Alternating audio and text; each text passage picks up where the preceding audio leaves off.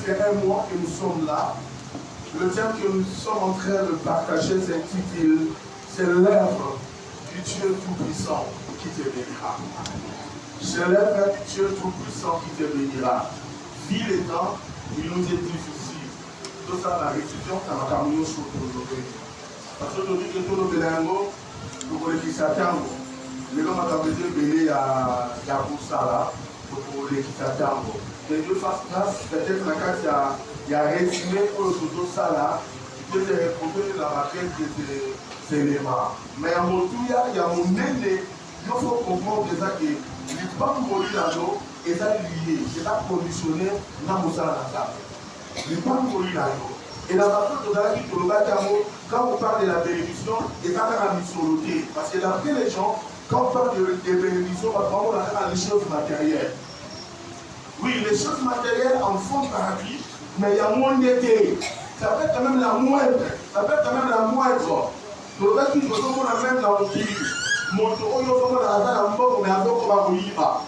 Mais nous sommes il est béni. Mais ce n'est pas ça la bénédiction. Pourquoi? Parce que nous n'avons pas mis satisfait.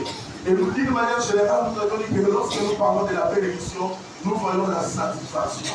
Quand tu es satisfait, tu n'as pas de joie. Quand tu es satisfait, tu n'as pas de joie. Quand tu es satisfait, tu n'as pas de joie. C'est ça la bénédiction. Tu peux avoir des milliards et des milliards. Mais si tu n'es pas satisfait de cela, donc ça veut dire que tu n'es pas béni. Ça veut dire que tu n'es pas béni. Une personne qui est bénie, elle a moteur, elle est satisfait dans le lieu à lui. Dans le lieu à lui, et l'idée du bon de Dieu, c'est que nous sommes satisfaits. Dans le domaine de nous, on est satisfait au moment où nous avons obtenir rien. Et nous avons obtenir rien. Mais maintenant, pour qu'on puisse faire, c'est lié à l'œuvre de Dieu. C'est lié à l'œuvre de Dieu. Le mot de négligence, quand nous sommes ensemble, on a parlé de cela. Chômeur Azaki, dans la nouvelle alliance, tous nous sommes des sacrificateurs. Bien qu'il y a des degrés. Bien qu'il y a des degrés. Mais malgré qu'il y a des degrés, mais là, les degrés, là, tu es sacrificateur. Le roi aux âmes ensemble. Donc ça veut dire que tu as l'obligation de servir le Seigneur. Ce que vous possèdez dans l'ensemble, il y a des jours où tu seras censé les rendre compte devant le Seigneur. Pour l'église, il y a un aux Zambéli, c'est une église ici, on y a un bon délire après au pays. C'est vraiment au lieu de lundi, au lieu de mercredi, au lieu de vendredi, au lieu de la pomoté. L'UNAPE, il y a un peu de la carte de l'anga. Nanzela, il y a un peu de la coupa moulama. Nanzela, il y a un peu de la parce que tu as quelque chose en toi. Pour le moment, la carte de mon pilote, nous avons attiré sa mission. Tout ça comportement parce qu'il y a une mission. Tout ça comportement parce qu'il y a un besoin. Et tu passes, il y a besoin, voilà, raison pour laquelle Dieu a décidé que nous sommes là-bas. Nous sommes en même temps, nous avons à Sokotama. Moi, je vais consoler les choses. Moi, je vais consoler les choses. Donc, moi, je vais à la mission. Même Jérémie, quand on va avoir une masse informe, moi, je t'avais choisi. Je t'avais déjà établi. Je te connaissais. Ton émotion, dès lors que tu étais encore dans le ventre de ta maman, même échographie, et il y a une sexe dans l'autre. Dieu t'avait déjà choisi. Dieu t'avait déjà établi. Donc, on a matiné la radio. Et pour le qui, quand on a la carte ministère, pour l'État et l'autre, on a arrêté. Et c'est là qu'on a arrêté. Papa Sanga était béni. Puisqu'on dit qu'on est en train de servir Dieu. Il y a plusieurs églises, mais pourquoi Dieu a choisi que tu sois là? C'est parce que par rapport au ministère, on t'a pas petit. Dieu a vu que non, dans un plus propulsé ministère. C'est pour cela que tu as choisi Yotara. Mais malheureusement, au Dalia, au troisième, tu ne fais rien. Ni même pour intercéder pour cette église. Il faut même en quittant ta maison pour venir ici, tu n'as même pas dit un mot pour avoir été à l'église, tu n'as même pas dit un mot pour avoir été à l'Union. Donc, il m'a gâté à ma campagne. Entrons tous dans le service de Dieu. Donc, la division de possède l'ensemble de mon côté. Nous ne sommes pas tous appelés à servir Dieu d'un côté à l'autre à l'autre. Mon union, c'est parce que les Sika pour nous amener à payer au Sahara. Luka Oyeba, en quoi Nizambe Abengenga. Ils sont bien habitués sur les affaires spirituelles. Nous avons par exemple pour les arabes. Et donc c'est un macabre belé. Et c'est un macabre belé. Du point de vue spirituel, et donc c'est un macabre. Du point de vue financier, et donc c'est un macabre matériel, et donc c'est un macabre scientifique, et donc c'est un macabre. Luka Oyeba, qu'est-ce que toi tu peux apporter comme pierre pour bâtir? Souvenez-vous ce que nous avons dit. Bâtir, ça veut dire aussi édifier.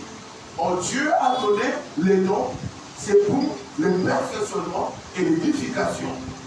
C'est pour le perfectionnement et l'édification. Dans une église, on a service mort aux alliés, mais un service voilà, et ça pour ça la mieux commis par l'église, et ça la raison d'être.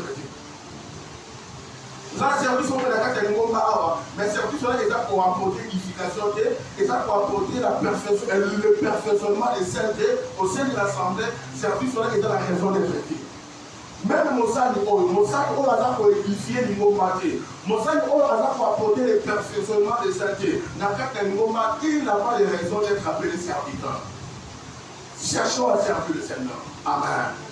Et maintenant, dès que vous avez un vendredi, texte autre qui il y a donné état pour introduire le passage de la mission autre qui dans 1 Corinthiens chapitre 15, le verset 58. Apôtre Paul azoloba boye mosala nyonso oyo kozala mpona nzambe ekokende pamba te. Mosala nyonso oyo kozala mpona nzambe ekokende pamba te. Donc mpona kotalisa biso epai na nzambe mosala ya pamba ezalaka te. Mosala ya pamba ezalaka te. Raison pour laquelle conclusion na biso tose réconcilie yango na terme oyo le bénéfice de servir Dieu. Le bénéfice de servir Dieu. Le bénéfice. Matomba yakosa de l'ensemble. Matomba yakosa de l'ensemble. Le bénéfice de servir Dieu. Le bénéfice de servir Dieu. Donc, on peut sabater, c'est avoir et bien on va faire des lisos. Et par rapport à la terre, c'est avoir une escale pour résumer, il y a un mot. Par exemple, on va lire Exode, chapitre 23, le verset 25 jusqu'au verset 27. Vous n'avez pas fait service au royer. Dieu ne va pas servira l'Éternel. Au conseil de l'Anzambi. Au conseil de l'Anzambi. Et tant que au conseil de l'Anzambi, il bénira votre pain et vos jours. Lorsque tu serviras l'Éternel, lorsque tu serviras l'Éternel, quand tu as un numéro de l'Anzambi, parce que les fois, ils ont pouvoir on est au sein de l'ensemble, mais ils ont conseil l'ensemble. Ils ont conseil l'ensemble. Mon colon, mon sang est ensemble. Bien aimé, ceux qui lui parlent, mon lit n'a plus chaud. Et d'ailleurs, quand on dépend de la papa, mais puis on nous se lève tous ça, et si tu parles, mon là. Mais si tu parles, mon là, ceux qui ont dépend de la naïe, quand on est tout lié, on a un mot à faire plus. On a un peu à part, on a fait à Pessio. On a un peu à faire à Pessio. Donc pour la Colobabori, il y a un agent gérant. Nous sommes dépendants de la colonie. Ils sont dépendants de la colonie. Il y a un nègre à son monde là, mais colonie paie à son nègre à son monde là. Il y a à son monde là, tant à son là, à son monde là. Il y a le lenge moko à son monde là, aux gens molende, mais tant nous avons là, tu es un hypocrite. Vous êtes un hypocrite.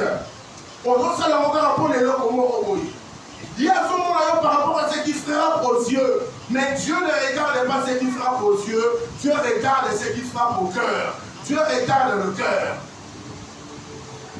Vous savez comment on sait ton définition qui est un serviteur. Apôtre Paul Azoloba. Ce qui l'a concepté Sabato, je ne serai pas serviteur de Dieu. Ce qui l'a concepté Sabato, je ne serai pas serviteur de Dieu. Donc, un serviteur, c'est toute personne qui vit pour satisfaire la volonté de celui qui l'a enrôlé.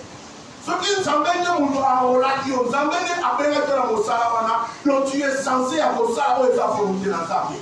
Tu es censé à conserver sa vie. Tant qu'on se pénétrer, on va accomplir une volonté, c'est alors qu'on va t'appeler que tu es son serviteur.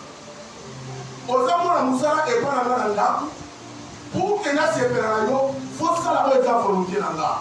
Faut ça la pension là. Ce qu'on fait ça un autre maintenant qu'on fait pour Katana. De la même manière après l'ensemble. Bien-aimé dans le Seigneur, lorsque tu serviras l'Éternel, c'est alors que l'Éternel bénira. Lui par la yon samba kopambo la yango. Mai na yon samba kopambo la yango. Donc ça veut dire que bilei na yo e kopambo la ma. Bilei na yo e kopambo la ma. Bilei na yo kopambo, peu importe bilei ozolia. Après ça moukié. Attends, d'après la gastronomie, est rempli dans ma condition.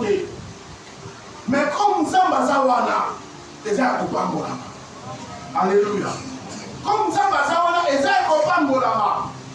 Et ça, on va miner, aller miner les mains, santé, ça qui est, à ça, on manque de vitamines, à ça, on manque de ligne, à ça, on manque de ligne. Mais nous, malgré tout, on se dit qu'on peut faire ça dans vos propres traités. Mais il fait que la union soit ça dans ça, il est dans le copain de la main. Et quand il est dans le copain de la main, même il parle à l'autre, on va zoner un mot, on peut la copain de la main. Donc ça veut dire qu'il faut procurer vraiment la bonne santé. Parce que la bonne santé fait aussi partie de la bénédiction. Alléluia.